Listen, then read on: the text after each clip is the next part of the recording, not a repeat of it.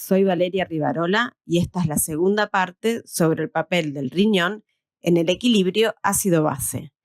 En esta ocasión les voy a hablar sobre las alteraciones del balance ácido-base. Los objetivos de esta clase son conocer las alteraciones metabólicas y respiratorias del equilibrio ácido-base y comprender la importancia de la brecha aniónica para entender cuál es la causa de las acidosis metabólicas. Recordando lo que vieron en videos anteriores, el metabolismo celular produce al día unos 15.000 milimoles de dióxido de carbono y unos 70 miliequivalentes de ácidos fijos.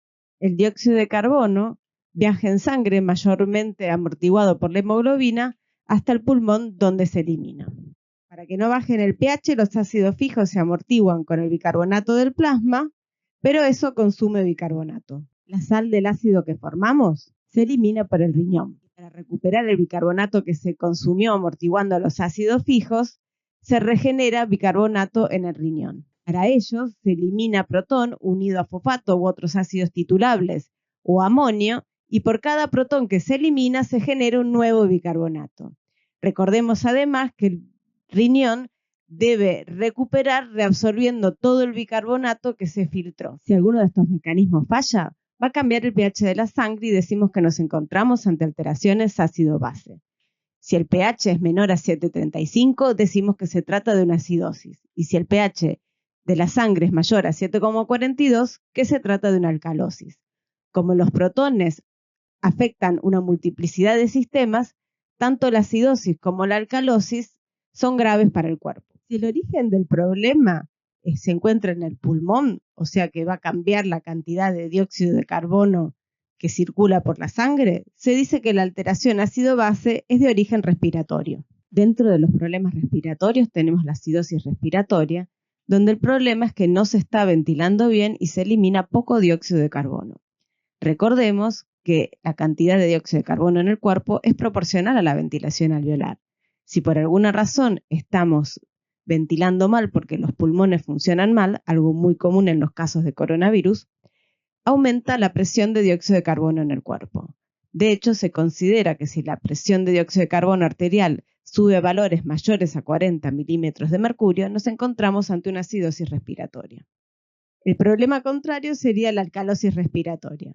En la alcalosis respiratoria lo que ocurre es que se produce hiperventilación y entonces se elimina demasiado dióxido de carbono y entonces baja demasiado la presión de dióxido de carbono arterial a menos de 40 milímetros de mercurio. Esto ocurre, por ejemplo, en la altura y en ciertos trastornos del sistema nervioso central y psíquicos en los que uno hiperventila y entonces elimina mucho dióxido de carbono.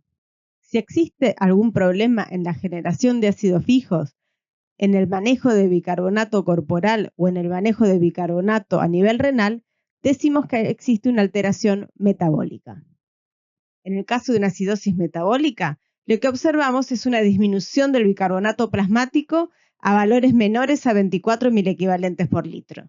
Entre las distintas causas que pueden ocasionar esto, está un aumento en la concentración de ácidos fijos. Existen varias causas que pueden llevar a una acumulación de ácidos fijos. La más común es la acumulación de ácido láctico, que puede producirse tanto por un shock hipovolémico, como un exceso de ingestión de etanol, o por un ejercicio extremo. Otra causa bastante común la encontramos en la gente que posee diabetes mellitus no controladas. En estos casos se ve la aparición de cetoácidos que provocan acidez metabólica.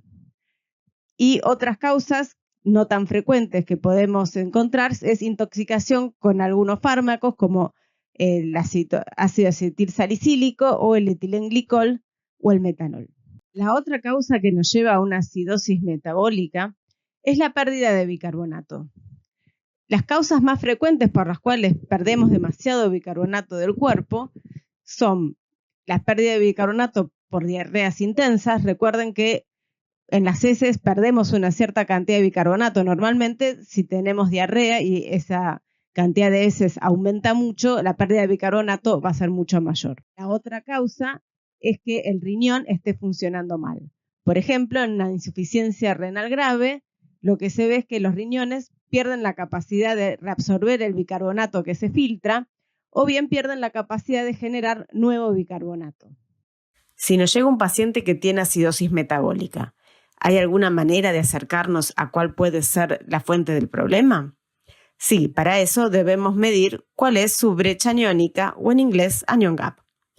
Para entender la brecha aniónica, recordemos el principio de electroneutralidad, que nos dice que la suma de todos los aniones en cualquier solución va a ser igual a la suma de todos sus cationes.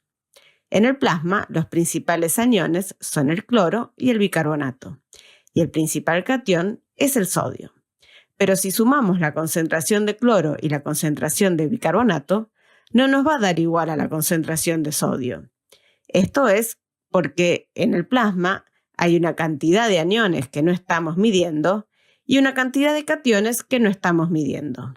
Si reorganizamos esta ecuación y ponemos de un lado la concentración de aniones que no medimos menos la concentración de cationes que no medimos, esto nos va a dar la diferencia entre los aniones y los cationes plasmáticos que no medimos, a la cual se llama brecha aniónica o anion gap. Antes de seguir, quiero aclararles que hay bastante confusión de términos porque en el uso coloquial, aún acá en Argentina, se usa el término en inglés anion gap para referirse a este valor. Y en los textos hay mucha variación entre las traducciones. Tanto se lo traduce como brecha aniónica como anión restante. Acá, como es una sigla que probablemente vean más seguido, voy a usar la sigla de anion gap AG. Pero siempre nos estamos refiriendo a lo mismo, a la diferencia entre los aniones no medidos y los cationes no medidos. Ahora bien, la concentración de cationes no medidos en plasma es muy baja. Por lo tanto, muchas veces van a ver directamente una definición que anion gap son los aniones no medidos. Para calcular la brecha aniónica, entonces hacíamos la concentración de sodio plasmática menos la suma de la concentración de cloro y la concentración de bicarbonato en plasma.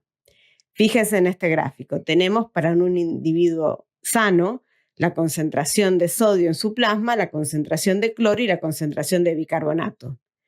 Para llegar a igualar la concentración de sodio, tenemos que agregar una cantidad de aniones que no estamos midiendo. Esto es justamente la brecha aniónica. Pongamos valores.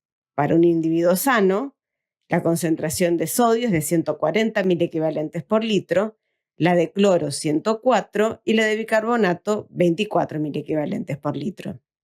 Si hacemos la cuenta, esto nos va a dar 12. Como hay una variación estadística, es 12 más menos 4 miliequivalentes por litro. ¿Qué quiere decir? Que si para un paciente calculamos que tiene una brecha aniónica entre 8 miliequivalentes por litro y 16 miliequivalentes por litro, podemos considerar que su brecha aniónica es normal. ¿De qué nos sirve la brecha aniónica para poder averiguar cuál es la causa de una acidosis metabólica? Si la causa de la acidosis metabólica es porque perdió bicarbonato en plasma, lo que se va a observar es que aumenta el cloro para compensar. A esta situación la llamamos hipercloremia. Fíjense, hay menos bicarbonato, hay más cloro, pero la brecha aniónica sigue normal. Entonces, si tenemos un paciente en acidosis metabólica, pero con una brecha aniónica normal, podemos suponer que la causa de su acidosis metabólica es una pérdida de bicarbonato en plasma. Después habrá que ver el resto de la condición clínica que tiene el paciente, por ejemplo, si tiene diarrea, si tiene falla renal, para poder afinar cuál es la causa de la acidosis metabólica. Sí, la baja de bicarbonato que vamos a observar en la acidosis metabólica no va acompañada de un aumento de cloro, a esta situación la llamamos normocloremia, sí o sí es porque aumentó la brecha aniónica. Y esto se debe a que probablemente aumentaron los ácidos fijos. Si nos acordamos, el ácido fijo va a tener el protón y una parte de anión. Esos son aniones que no medimos. Puede ser tanto lactato, cetoácidos o ciertas toxinas que nos van a dar metabolitos aniónicos, como el metanol, el hierro y el cianuro.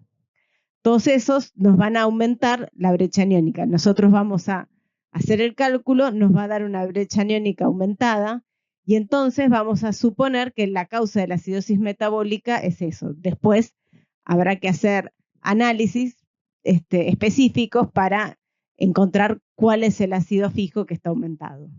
El extremo opuesto a la acidosis metabólica es la alcalosis metabólica, donde aumenta la concentración de bicarbonato a valores mayores a 24 milequivalentes por litro.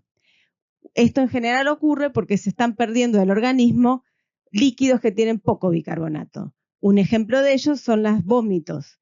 En el vómito perdemos líquido rico en ácido clorhídrico. Si perdemos protones del organismo es lo mismo que ganáramos bicarbonato.